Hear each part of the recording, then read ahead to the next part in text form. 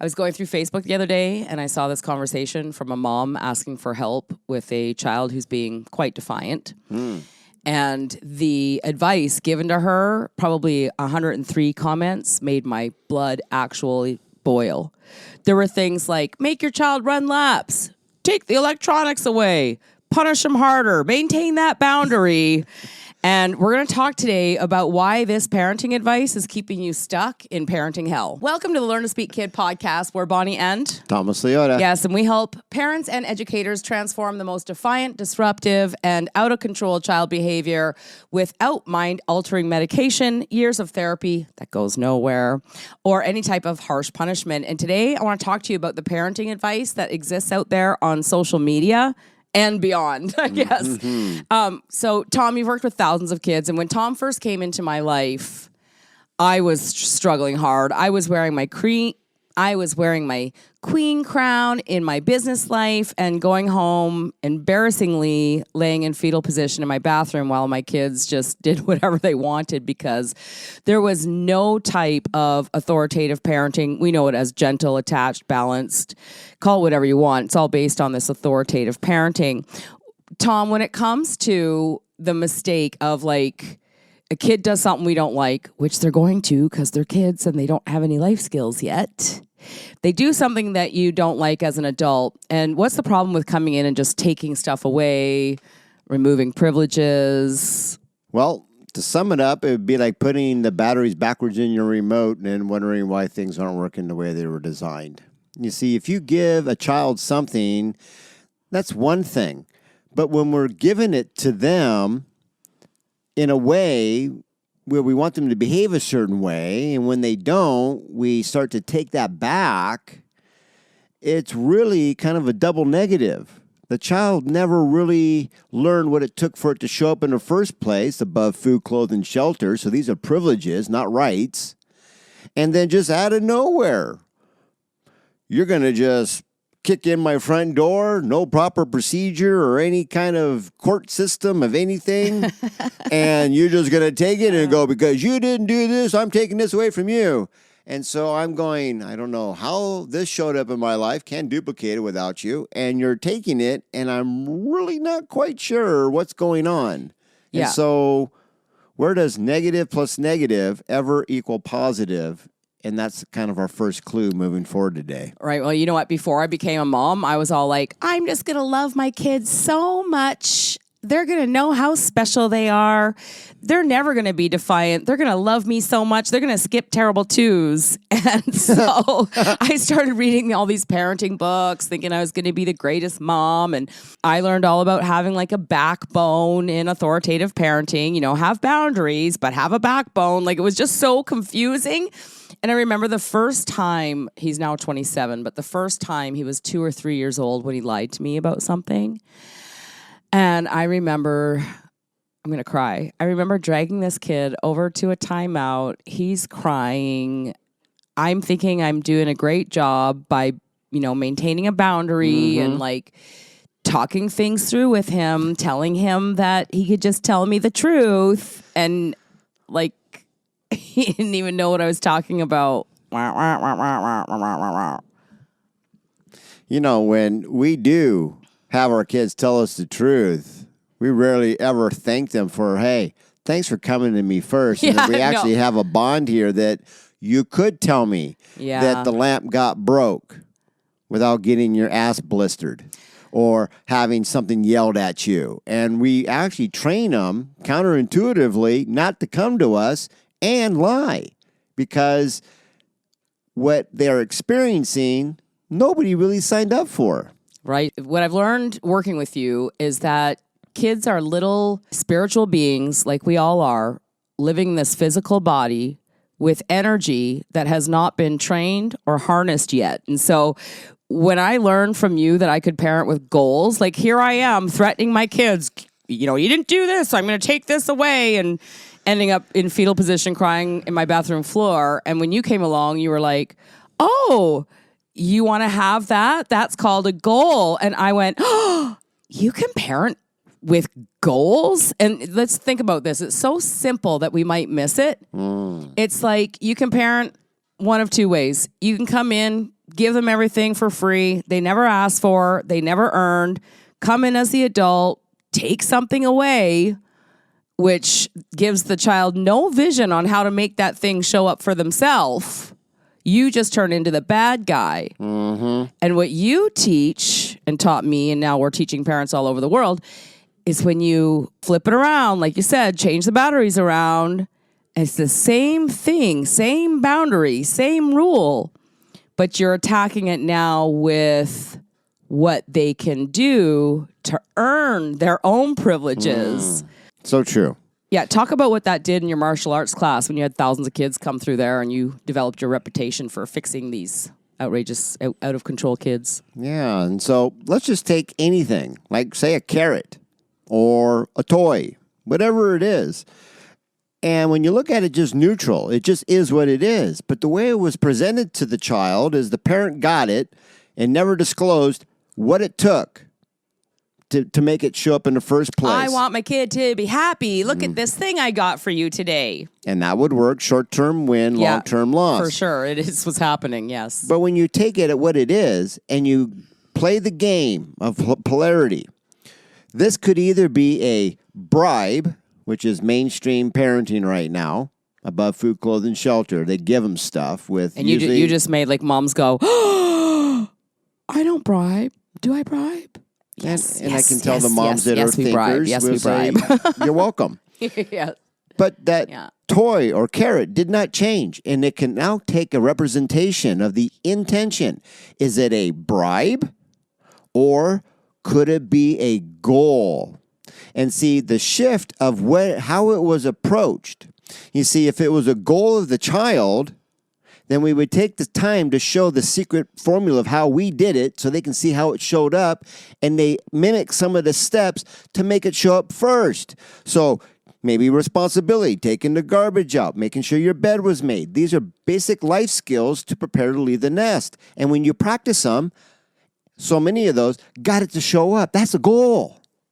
But if I didn't do anything to get it and mom wants to make me happy, well, that's the bribe. And so that's the difference between the batteries being in the remote correct. Mm-hmm. It's a goal. You must do something first for it to show up. Yeah.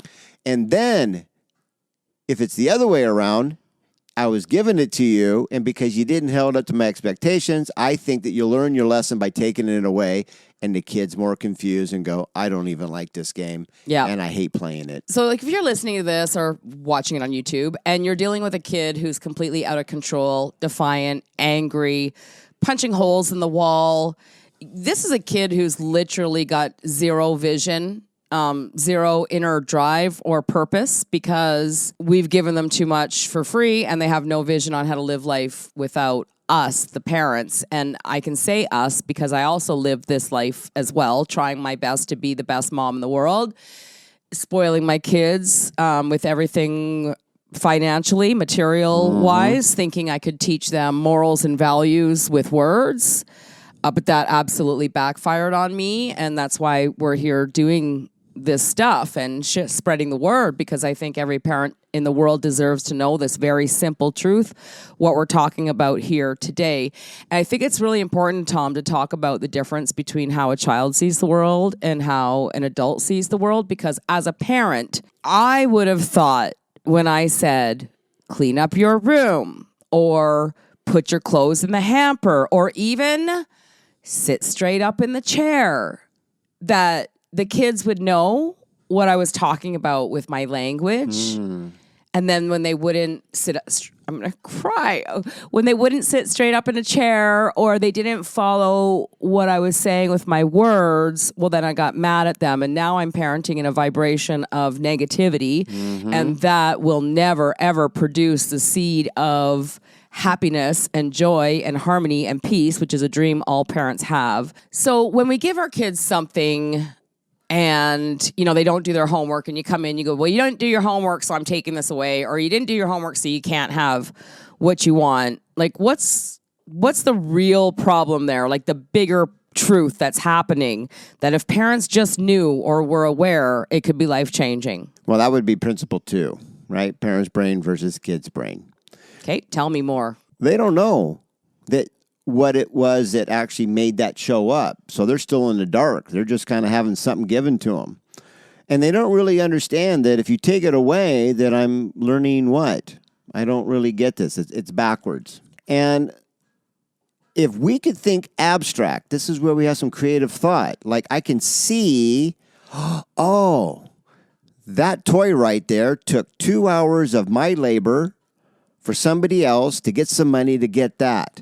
They can't see those things because they never really role played. They never played that role before. They just know if you give it to me, I'm happy. And when you take it away, I'm sad. Where's the empowerment? And you're so mean. Why'd you just take that away from me? What the heck? This is a really weird game. Don't know how it showed up. Not really quite sure why it went away. Let's play. And we wonder why there's a division. And so when you made that comment earlier about punching holes and throwing things and screaming and telling them, they tell you that you're number one. This is all communication for us to go, wow, I really wish you learned to speak kid. I really wish you could come to my level. There's no way I can know what it's like to raise kids, have a job, have a mortgage. There's no concept. I can't think that way. That's the abstract thinking that's just ribbit, nothing there. Right. But you had the chance to come back and go, I remember what it felt like when I wanted something and I had no idea what it meant to get it from the store. Right. And when you can take that time to go all the way back, yes, you're 22, 32, 42, go back to being 2 to 5 and just seeing it through a brand new eyes of wow. And then give them a hint of what would happen. When you operate on their level versus having them think about yours, the parent can go back, the child cannot go forward, and that's the rub. You know what? It brings a whole new meaning to this whole get on your child's level thing. Now, let me bring clarity to this creating champions for lifestyle, okay? It's not physical eye thing. Right. Get on their physical level and talk to them with your adult brain on an adult world that the kids have no idea what you're even talking about. What we teach is get on the child's level. Go back, remember what it was like to be 2 years old or 5 years old or 15 years old, wanting to now be an adult. These kids have so much inner desire to be more and do more. As parents with this adult brain of ours, we talk a lot about, or we see so much propaganda on social media about get on their level and explain to them why what they did was wrong. And I just got to say, this whole system, the whole parenting, the whole way we're looking at things is completely backwards, because when a child is told again and again and again, as nice and as gentle and as kind as you want to, that what they think, what they do, what they say is wrong, and they need constant lectures and constant corrective behavior. Okay, this is the cause of the breakdown of child mental health that we're seeing today. And what we see, Tom, when our students come to us and you coach them and I guide them through their mindset, you can see this absolute shift of the children, where kids who are being kicked out of school, kids who are being sent to treatment centers, kids who are being sent to psych wards are coming to life with a new zest for life. Okay, so let's wrap up today and just summarize basically. When we come in, tell our kids no, take things away, lecture them, bribe them, yell at them, threaten them. We literally steal their autonomy. We need to understand that when a kid has a desire for something, if we were to give them a parent-approved plan, when you finish your homework, little Timmy, I would love for you to go play with your friend. How simple is this little shift? You can feel it in the energy. You can feel the happiness just being the adult, or what we call big kid trusted advisors, switching the battery to, I would love for you to go hang out with your friend. Mm-hmm. As soon as your homework's done, you can make that happen for yourself, versus you didn't do your homework like you said, so you can't go see your friend. The whole concept of those two different things have two completely different vibrations. They're two completely different seeds. Mm-hmm. One is negative, which produces dark, toxic fruit. One is positive, which produces joyous, happy, beautiful fruit. you have something you'd like to share. Yeah, as we do wrap this up, it's really powerful because it's just about awareness. Ask yourself this for deeper understanding. Did all the toys and all the money and all the widgets, gadgets, and gadgets and zings and zangs, were they all given to you in some capacity? Or did you have to buy it, trade something for it, or better yet, roll up the elbows and get some elbow grease going and make it? Because how it came to you is what the little genius offspring, your kids, are saying, well, wait a minute. I have to duplicate how you got it. For some reason, you're keeping that away, and you're not showing me what to do. Yeah. And it doesn't have to be all. You just start off with one little step. Yeah, right. And then we build on it. So if it took you 5 or 10 steps to get it, acquire it, start with 1 or 2 just to get the process started. Like, use your magic word, please. Right? Just something that allows them to know that I must do something first. Right. Before it shows up. Yeah, the law of sowing and reaping. This, then that. And then what? Yes. And what that does is it allows the healing to begin from when we did everything backwards. Remember the battery backwards. Mm-hmm. And it allows us to heal, start to unite the way it was designed to work. And then once they know all the steps, they can do it all by themselves. And that's one less life skill for the parent to transfer before you launch the nest. And when you can see the big picture goal, everything will fall right into place. Yeah, the big picture goal to prepare our kids for life, not just postpone the inevitable. This whole advice about get them assessed, take them to therapy, punish them harder, take all their electronics away. Moms and dads, this is a completely backwards approach. It's giving you the results opposite of what you dreamed of before you became a parent, and that is the truth. Mm-hmm. There's nothing wrong with your child. They don't have a disorder. The system got it wrong. Your children are missing life skills, and you are missing the tools to be able to guide them with positive seeds versus dark seeds that we have been led to believe are positive because they took the beatings out of parenting and renamed it positive discipline. Mm-hmm. Your challenge this week, parents, is to catch yourself before you react. Catch yourself before you subtract.